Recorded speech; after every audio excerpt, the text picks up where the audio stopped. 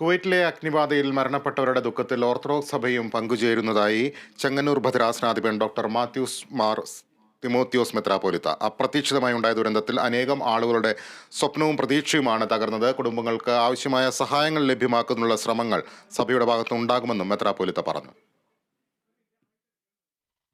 അപ്രതീക്ഷിതമായുണ്ടായ വലിയ ദുരന്തം അനേകം ആളുകളുടെ പ്രതീക്ഷയും അതുപോലെ തന്നെ സ്വപ്നവുമാണ് തകർത്തത്. ഇടയിൽ ഈ ലോകത്ത് നിന്ന് കടന്നുപോയ പ്രിയപ്പെട്ട എല്ലാ മക്കളെയും ദൈവസന്നിധിയിൽ ഓർക്കുന്നു. അവരുടെ വേർപാടിൽ ദുഃഖിതരായിരിക്കുന്ന എല്ലാ കുടുംബാംഗങ്ങളെയും പ്രത്യേകമായി ഈ അവസരത്തിൽ ഓർത്ത് പ്രാർത്ഥിക്കുന്നു.